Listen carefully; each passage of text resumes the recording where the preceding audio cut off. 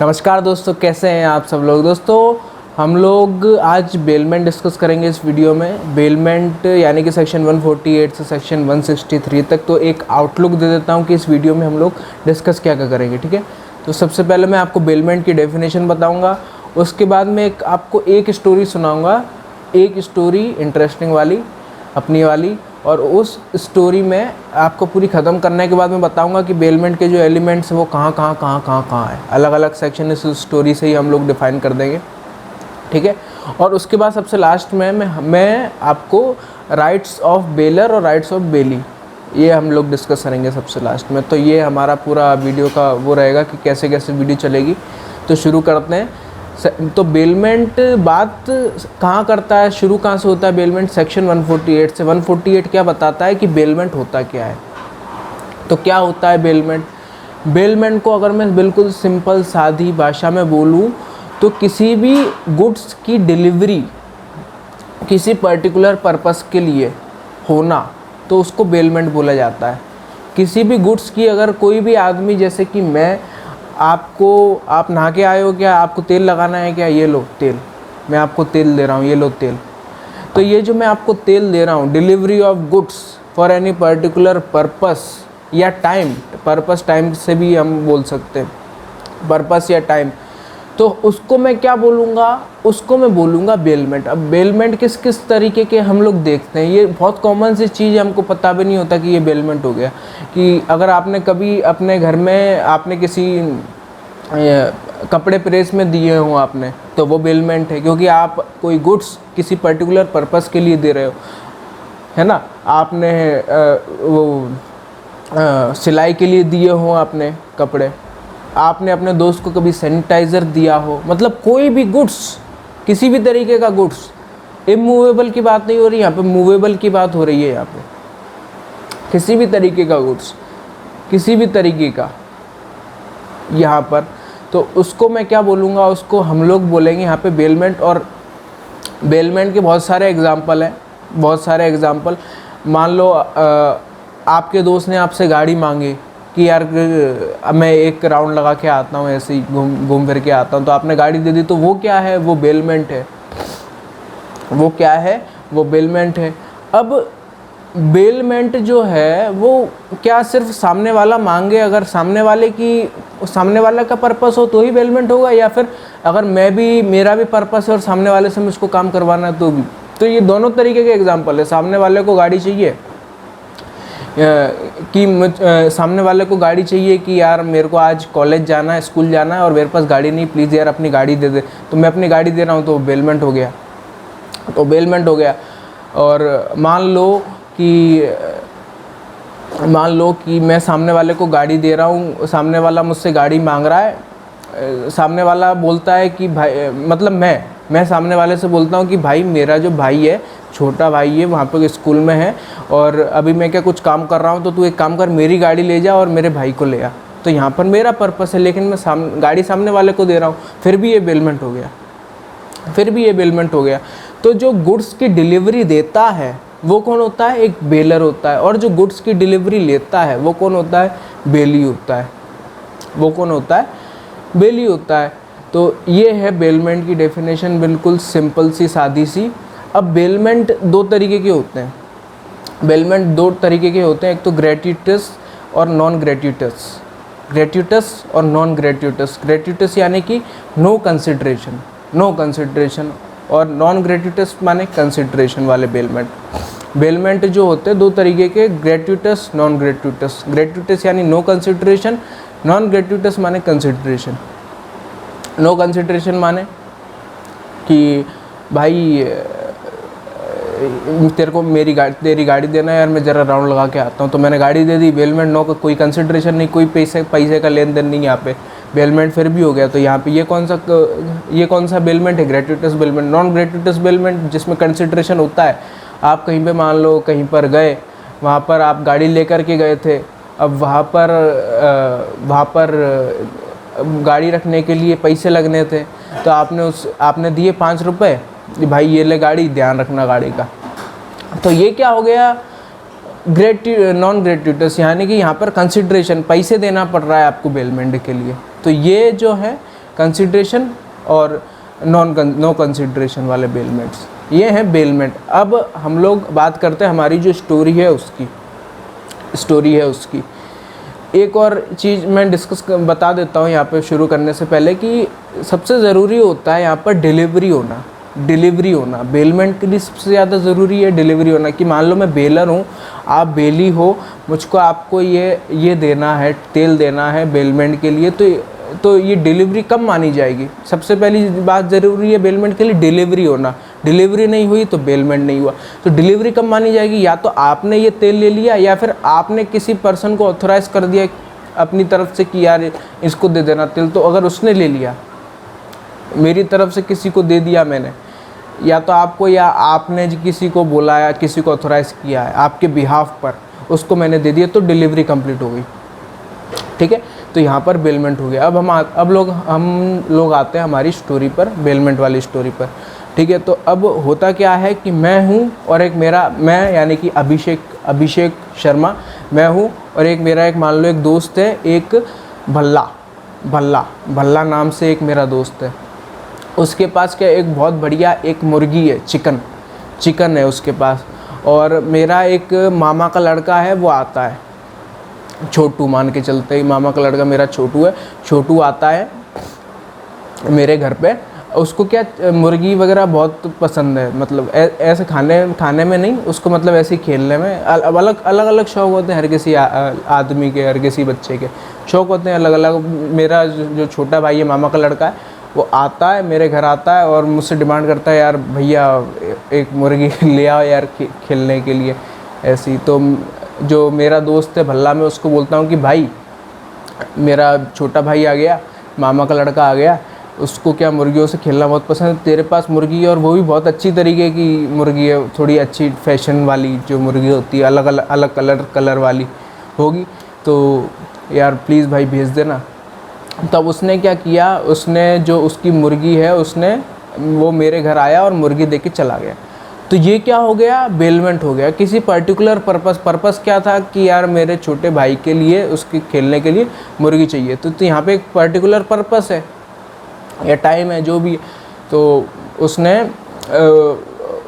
उसने मुर्गी मेरे यहाँ पे, मेरे घर पे वो छोड़ के चला गया। अब मैंने उससे बोल दिया, टाइम मांग लिया कि भाई 1 महीने के बाद मैं तेरे को मुर्गी वापस कर दूँगा, 1 महीने के बाद। ठीक है, टाइम बता दिया मैंने, 1 महीने के बाद मुर्गी वापस कर दूंगा। तो यहाँ पर बेलमेंट हो गया, डिलीवरी हो गई, वो मेरे घर पे आ गया तो डिलीवरी हो गई। अब मान लो कि उस मुर्गी को कोई इन्फेक्शन था, जो कि उसको पता था, भल्ला को पता था कि मुर्गी को कोई इन्फेक्शन है, लेकिन उसने मुझको बताया नहीं कुछ इन्फेक्शन है। तो मान लो अगर वो मुर्गी से इन्फेक्शन हमको या किसी को भी हो जाता है मान लो, तो फिर उसकी ज़िम्मेदारी किसकी? उसके पैसे कौन देगा? मतलब जो मेरा खर्चा आता है हॉस्पिटल का, तो उसके खर्चा कौन देगा? भल्ला देगा सीधी, क्योंकि उसने बताया ही नहीं मुझको कि उस मुर्गी को इन्फेक्शन है। अगर वो बता देता तो नहीं उसको देना पड़ता, लेकिन उसने बताया ही नहीं, फॉल्ट उसने बताया ही नहीं। जो उसने गुड्स बेल जो किया है, उसने बताया नहीं कि कुछ फॉल्ट है उस गुड्स में, उसको पता था कि इन्फेक्शन है। ठीक है, तो यहाँ पर उसने दिया और उस मुर्गी को जो है वो इन्फेक्शन निकला। ठीक है, अब इन्फेक्शन निकला और हम सबको इन्फेक्शन हो गया। अब जो हमारा खर्चा आएगा, जो भी खर्चा आएगा, वो सामने भल्ला देगा। ठीक है, अब दूसरी चीज़ क्या है कि इन्फेक्शन वाली बात भूल जाओ कि मान लो उस मुर्गी को इन्फेक्शन नहीं है। ठीक है, अब मुझको जो है, अब मैंने तो उससे गुड्स ले लिया, मैंने उससे मुर्गी ले ली। अब मेरी क्या ड्यूटी बनती है कि अब जो मैंने गुड्स लिया है उसका मैं प्रॉपर ध्यान रखूँ। प्रॉपर ध्यान क्या होता है कि एक जो बिल्कुल सही इंसान है, जो मानसिक रूप से सही है और जो सब कुछ समझता है, कॉमन सेंस बिल्कुल सही है उस आदमी का, वो जिस तरीके से ध्यान रखता है उसको प्रॉपर केयर बोला जाता है। तो मेरी एक ड्यूटी है कि मैं जो मैंने गुड्स जो मैंने बेलमेंट हुआ है जिस गुड्स का, उसका मैं प्रॉपर केयर रखूं। और मान लो, और उसका ये प्रॉपर केयर रखना मेरी एक ड्यूटी होती है। एक मेरी ड्यूटी है कि मैं उसकी प्रॉपर केयर रखूं। और प्रॉपर केयर क्या, जो कि जो नॉर्मल इंसान है जिस तरीके से वो रखेगा, उसको प्रॉपर केयर बोला जाएगा। तो मान लो कि मेरी एक ड्यूटी थी उसको टाइम टाइम पे खाना देना, दाना देना, जो भी मुर्गी खाती है दाना वगैरह देना। तो अब मैंने क्या किया कि मैं उसको खाना वाना देते ही नहीं था, ना पानी देता था मैं उसको, ठीक है। और मान लो वो मुर्गी मर गई, मान लो वो मुर्गी मर गई, ठीक है। तो क्या वो जो आदमी है भल्ला, वो मुझसे पैसे ले सकता है क्या? हाँ बिल्कुल ले सकता है, बिल्कुल ले। प्रॉपर केयर नहीं दिखाई। अगर मैं प्रॉपर केयर दिखाता, मैं खाना भी दे रहा हूँ टाइम पे, सब कुछ जो भी एक नॉर्मल, ऐसा नहीं कि मैं राजा महाराजाओं की तरह रख रहा हूँ उसको, सारी सुविधाएं एसी में रख रहा हूँ, ऐसा कुछ नहीं। प्रॉपर केयर, हर एक गुड्स की प्रॉपर केयर अलग अलग तरीके से होती है। अब यहाँ पर मैं टाइम पे दाना वाना सब कुछ दे रहा हूँ उसको, रहने के लिए कोई धूप वूप नहीं लगने दे रहा, सब कुछ सही कर रहा हूँ। लेकिन उसके बावजूद अगर वो उसको कुछ हो जाता है, कुछ भी हो जाता है, कुछ बीमार हो जाती है मुर्गी या मर जाती है, जो भी होता है, तो उसका जिम्मेदार मैं नहीं हूँ, क्योंकि मैंने प्रॉपर केयर रखी है, प्रॉपर केयर, ठीक है। और उसका जो डैमेज है वो सामने जो भल्ला है वो मुझसे ले नहीं सकता, ठीक है। अब बात आती है कि जो मैंने मुर्गी है, अब 1 महीने के लिए ली थी मैंने, मेरे छोटे भाई के खेलने के लिए 1 महीने के लिए ली थी। अब अभी तो 15 दिन ही हुए हैं बस। और अब मेरी इच्छा ये हो रही है कि मैं शिकार पे जाता हूँ, मतलब कि हिरण वगैरह पकड़ूंगा मैं जंगल में जाके, हिरण वगैरह नहीं, शेर वगैरह को गोली वोली मारो। मैं करता नहीं हूँ ना मैं करूँगा, लेकिन मैं ऐसी एग्जांपल के लिए बता रहा हूँ कि मान लो कि मेरा मन बना कि मैं अब है ना वो पकड़ूंगा, शेर वगैरह पकड़ूंगा, उनको गोली मारूंगा, ठीक है। तो अब मैं क्या करता हूँ, ये जो मुर्गी है इसको मैं एक चारे की तरह यूज़ करता हूँ। जो चारा होता है ना, चारा, उस तरीके से मैं उसको यूज़ करता हूँ। तो उस तरीके से क्या मैं यूज़ कर सकता हूँ क्या? तो नहीं कर सकता, जो इनकंसिस्टेंट यूज़ माना जाएगा, अनऑथोराइज्ड यूज़ माना जाएगा इसको।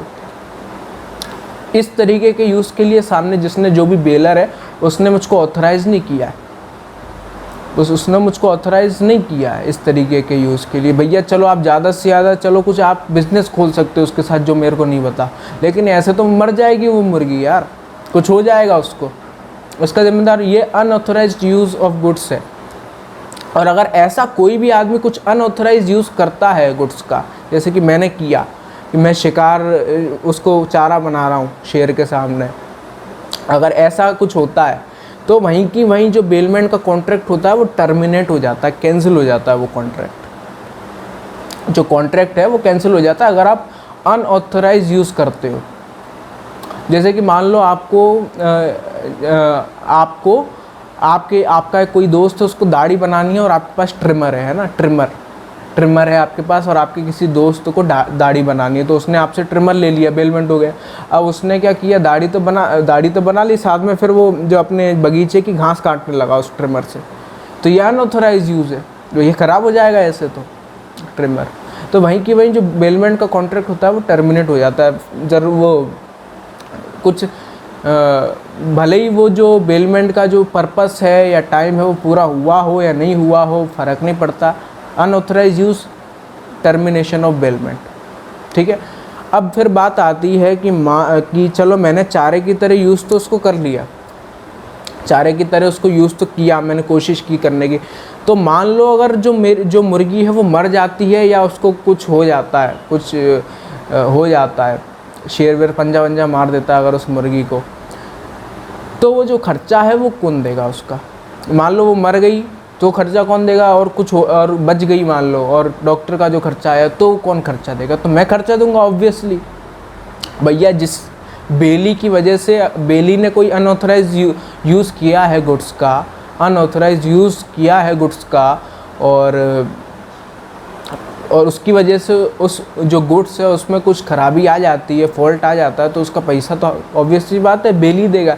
यानी कि यहाँ पे अगर मुर्गी मर जाती है मान लो अगर, तो उसका खर्चा तो मैं ही देता ना, सीधी सी बात है।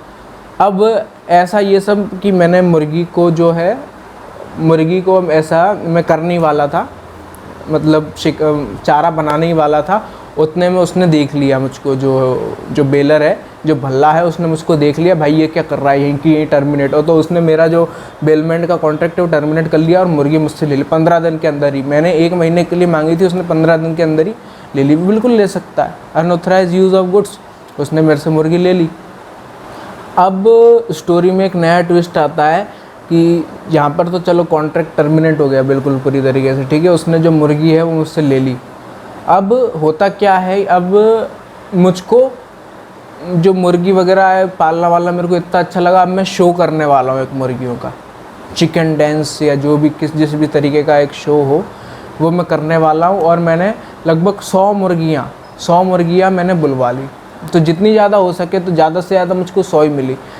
और किस तरीके की मुर्गी, जैसी मुर्गी जो मेरा दोस्त है भल्ला उसके पास है, बिल्कुल उस तरीके की सेम टू सेम मुर्गियाँ मैंने 100 बुलवा ली, क्योंकि बहुत अच्छी मुर्गी थी उसकी, उस तरीके की मुर्गी तो मैंने बुलवा ली। तो अब मेरे को क्या चाहिए था, अब जितने ज़्यादा हो सके मुर्गी उतनी ज़्यादा, मुझको 100 ही मिली। अब एक मुर्गी की भल्ला के पास थी, तो मैंने क्या किया, भाई प्लीज़ भाई सॉरी, अब नहीं करूँगा, प्लीज़ एक और बार दे। तो उसने मेरे को माफ़ कर दिया। और अब मैंने 3 महीने के लिए, क्योंकि 3 महीने शो चलेगा, और शो कहाँ, मुंबई में, और मैं कहाँ रहता हूँ, मान लो ग्वालियर में मैं रहता हूँ मान लो, और मुंबई में मुझको शो करवाना है ना।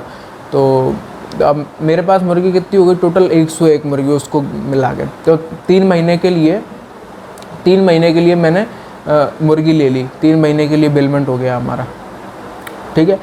तो अब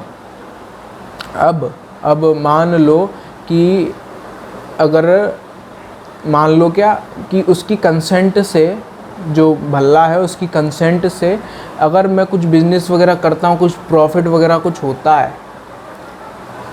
होता है, मतलब कि जो मेरे जो गुड्स हैं और जो भल्ला के गुड्स हैं, मेरे कितने 100 गुड और भल्ला का जो है 101 गुड, सब मिला के, जो सब गुड्स मिला के जो एक प्रॉफिट हो रहा है, कि मान लो मैं वहाँ पे शो कर रहा हूँ और मेरे को मान लो प्रॉफिट हो रहा है 1000 रुपये का, मान लो 1000 रुपये का प्रॉफिट हो रहा है मुझको, है ना। तो और उसका कंसेंट भी है ये मिलाने के लिए।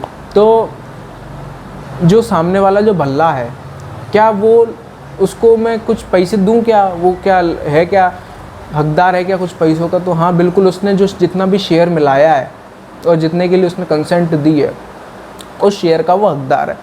तो 100 में से 101, तो मान लो रफली 10 रुपये उसके। ये तो बात हो गई जहाँ पर उसका कंसेंट था। तो मान लो जहाँ पर उसका कंसेंट नहीं हो, मेरे गुड्स और उसके गुड्स मिलाने का जहाँ पर उसका कंसेंट नहीं हो, लेकिन उसके बावजूद कि मान लो कि मुर्गी एक दिन बाहर टहल रही थी, उसकी मैंने पकड़ा और साथ में 101 सब बोरी में बांध के, मतलब अच्छे से, ऐसे क्रूएल्टी के साथ नहीं, मुर्गी 101 मुर्गी मैंने गिनी और मैं मुंबई चला गया शो करने। शो करने चला गया मैं मुर्गी का मुंबई में। तो क्या मतलब उसको कुछ डैमेज वगैरह कुछ भी मिलेगा क्या? तो भैया डैमेज काहे का, मुर्गियों को तो कुछ डैमेज हुआ नहीं, लेकिन हाँ मुझको देनी पड़ेगी मुर्गी उसको, अगर वो मांगेगा तो। और जो भी खर्चा आएगा मुंबई से ग्वालियर तक का मुर्गी को पहुंचाने में, वो भी मैं दूंगा।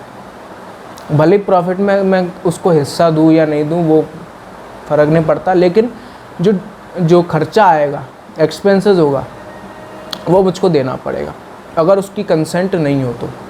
और अगर गुड्स जो हैं वो अलग हो सकते हो।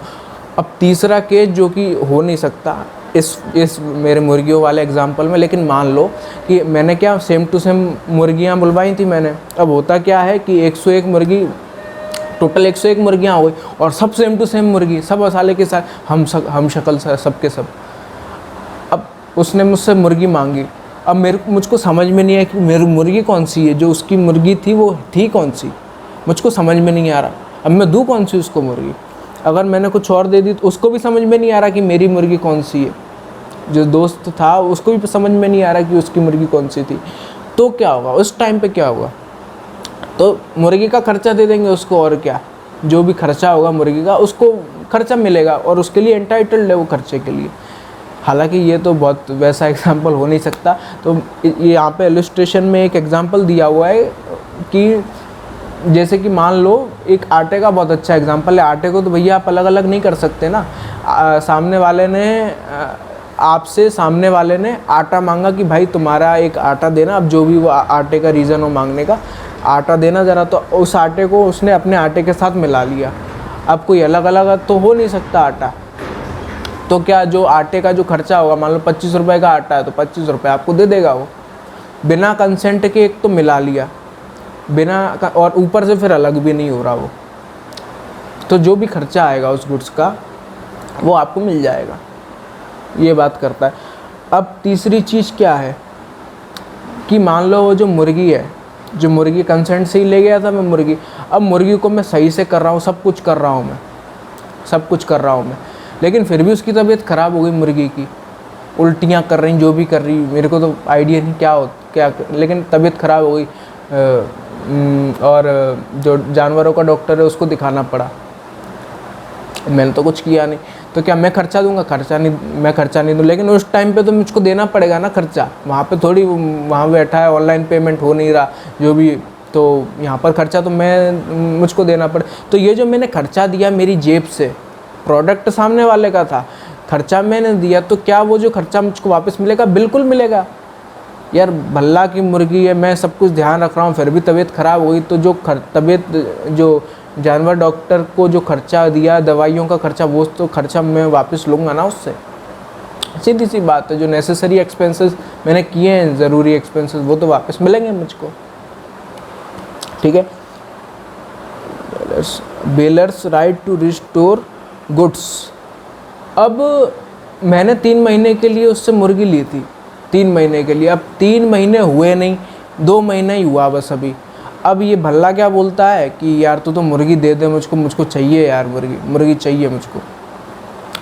मैंने क्यों? बस मुझको तो चाहिए मुर्गी, तो तू दे दे मुझको मेरी मुर्गी। अब मैंने क्या उसको बोल दिया कि हाँ भाई अब ये तेरा राइट है, तू मांग तो सकता है, ऐसा नहीं है कि वो मांग नहीं सकता। अगर सामने वाला टाइम से पहले भी मांगता है, टाइम से पहले भी अगर वो अपना गुड्स मांगता है, तो मेरी ड्यूटी है कि मैं उसको दूँ, मेरी ड्यूटी है कि मैं उसको दूँ। लेकिन अब मैंने बोल दिया कि हाँ भाई तेरी ड्यूटी है, तेरा राइट है कि तू मांग रहा है तो मेरे को देना पड़ेगा, लेकिन भाई मैं शो करवा रहा हूँ यहाँ पे, और मैंने 3 महीने से 3 महीने के लिए मैंने लिया था, ये जो भी है 3 महीने के लिए मैंने मुर्गी ली थी तुझसे, 2 महीने ही हुए अभी। अब 1 महीने का जो मेरा खर्चा होगा, क्योंकि 101 मुर्गियों का था, अब तेरी चली जाएगी, मेरे पास 100 मुर्गियाँ रह जाएगी, अब मेरा खर्चा लगभग होगा 10,000 रुपये का एक मुर्गी का। ला तू मेरे को खर्चा दे दे और तू ले जा, ये भी मेरा एक राइट है, ये राइट है मेरा एक।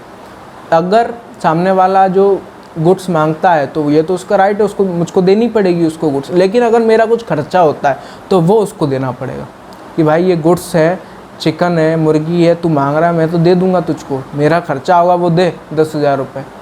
अब ये सब सुन के जो भल्ला है उसने क्या बोला कि सोचा अरे 10,000 रुपये, अरे भाई मैं तो मजाक कर रहा था यार, तू मजाक भी नहीं समझता, रख ले तू, 3 महीने बाद दे देना।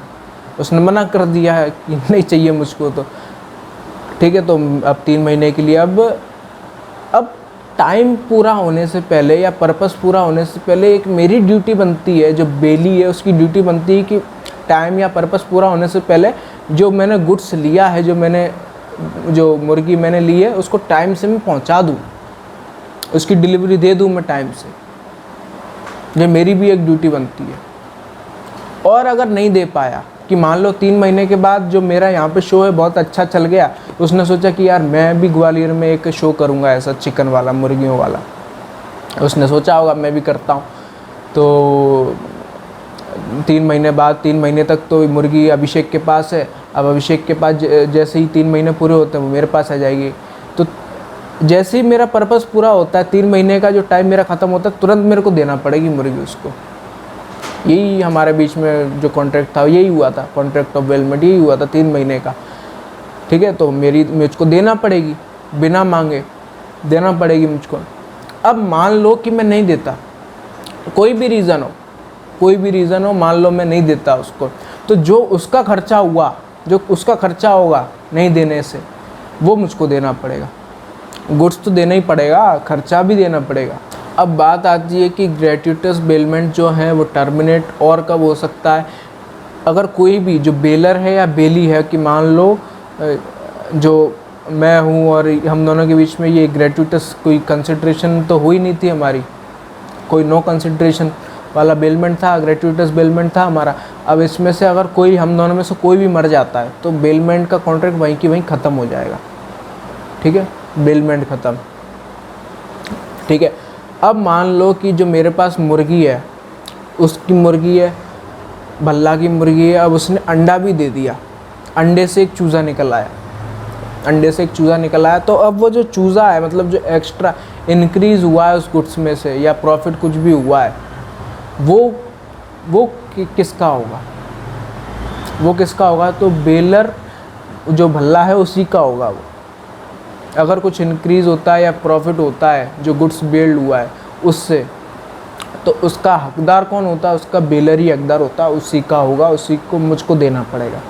अब याद करो, हम लोगों ने डिस्कस किया था कि वो जो मुर्गी की तबीयत ख़राब हो जाती है और मुझको जो पैसे देने पड़ते हैं डॉक्टर को, तो वो जो डॉक्टर वाले जो पैसे हैं वो मैं रिकवर कर सकूँगा, रिकवर कर सकता हूँ मैं उससे। तो मान लो वो सामने वाला जो व्यक्ति भल्ला है मुझको पैसे नहीं दे रहा पैसे, उसकी इच्छा नहीं दे रहा कि भाई तू ही तो काम कर रहा था, ऐसा वैसा कर ले, लगा ले, जो भी है, देख ले, दोस्ती वोस्ती, जो भी बहाने बना रहा है, वो नहीं दे रहा वो पैसे। तो मेरा क्या राइट है कि जब तक वो पैसे नहीं दे तब तक मुर्गी मैं ही रखूँगा, तब तक मुर्गी वो नहीं, उसको मैं दे, उसको कोई भी मुझको फोर्स नहीं कर सकता कि मैं मुर्गी जो गुड्स है वो सामने वाले को दूँ, जब तक अगर मैंने कुछ एक्सपेंस किया है, मेरी जेब से मैंने कुछ लगाया है, नेसेसरी एक्सपेंस मैंने किया है, और सामने वाला अगर पैसे नहीं दे रहा तो मैं गुड्स में मेरे पास ही रखूँगा। मान लो कि आपने अपने जो कपड़े हैं वो सिलाई के लिए दिए हैं, आपने अपने कपड़े, तो अगर आप पैसे नहीं दो तो सामने जो सिलाई कर रहा है उसका ये राइट है कि अगर जब तक आप पैसे नहीं देते तब तक वो कपड़े रखेगा अपने पास, आपके रख सकता है। वो प्रेस करवाने गए, मान लो आप पैसे नहीं दे रहे उसको, तब तक वो आपके जो कपड़े हैं वो रख सकता है। ये एक और राइट होता है, राइट टू लीन, LIEN, लीन, ये एक और राइट होता है। तो ये थी हमारी स्टोरी। अब मैं एक एक करके बेलमेंट के सेक्शन की जो डेफिनेशन है वो पढ़ूंगा और मैं बताऊंगा कि कब कब क्या क्या कैसे कैसे हुआ था। 148 बेलमेंट कब हुआ था? बेलमेंट क्या था? वो जब वो जो मुर्गी मैंने ली थी, जो मेरा छोटा भाई आया था छोटू, उसके लिए मैंने मुर्गी ली थी। बेलमेंट 148 तो डेफिनेशन बताता है, तो 149 के बताता है डिलीवरी कब हो गई थी? जब वो सामने वाला जो भल्ला है वो मेरे घर देने आया था और मुझको मिल गई थी, जो मुर्गी है वो मुझको मिल गई थी, डिलीवरी हो गई थी।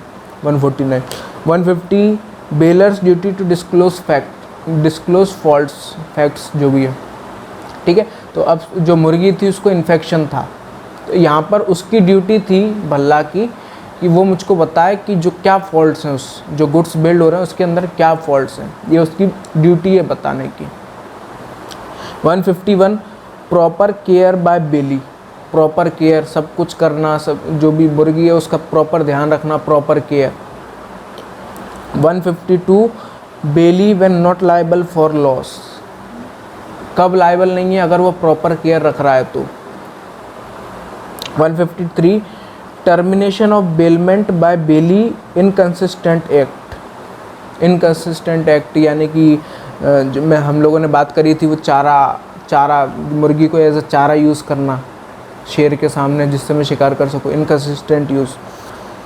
154 liability of bailee making unauthorised use of goods, liability यानी कि अगर मान लो उस मुर्गी को कुछ हो जाता, अनऑथराइज यूज़ कर रहा था क्योंकि मैं, उसको कुछ हो जाता तो मेरी क्या लायबिलिटी होती, बेली की क्या लायबिलिटी होती।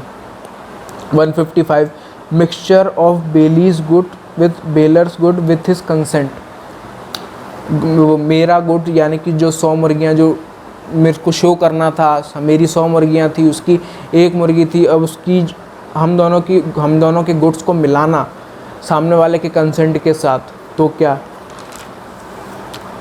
156 कि हम दोनों की उसको मिलाना, हम दोनों के गुड्स को मिलाना लेकिन बिना उसके कंसेंट के साथ, अब बिना उसके कंसेंट के साथ मिला तो दिया लेकिन सेपरेट नहीं हो पा रहा वो, जैसे कि वो आटे वाला एग्जांपल लिया था हम लोगों ने, सेपरेट नहीं हो पा रहा वो। 150 repayment by bailor to bailee for necessary expenses. मुर्गी की तबीयत ख़राब हो गई थी, नेसेसरी एक्सपेंसेस। इसकी एक और, जैसे कि मान लो कि एक और एग्जांपल देख लेते हैं इसका, कि मान लो मैं आपको मेरी गाड़ी चाहिए, तो मैंने आपको मेरी गाड़ी दे दी, बेलमेंट हो गया। कुछ टाइम बाद क्या हो गया, वो गाड़ी जो है उसकी वो पंचर वंचर हो गई, बिना मैंने कोई फॉल्ट नहीं किया, अपने आप पंचर हो गई। पंचर जुड़वाने का जो नेसेसरी एक्सपेंस मैंने किया, आपने किया मतलब, तो आप मुझसे वो ले सकते हो। 159 bailor's right to restore goods, restoration of goods. उसने मुझसे 2 महीने के अंदर ही मुर्गी मांग ली थी, वो वाली चीज़।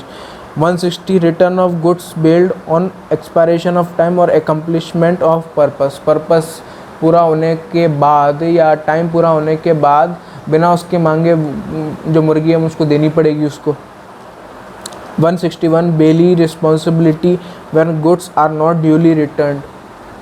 अगर जो मुझको जो गुड्स उसको देनी, जो मुर्गी मुझको देनी थी उसको भी शो करना था, एक वहाँ पर ग्वालियर में शो करना था, ठीक है। अब मैंने टाइम पर नहीं पहुँचाई, जो मुर्गी वो टाइम पर नहीं पहुँचाई, तो मेरी क्या लायबिलिटी थी, ठीक है। Termination of gratuitous bailment by death, कोई मर जाता है तो वहीं पे टर्मिनेट हो जाता है बेलमेंट का contract. Bailor entitled to increase और प्रॉफिट फ्रॉम गुड्स बेल्ड।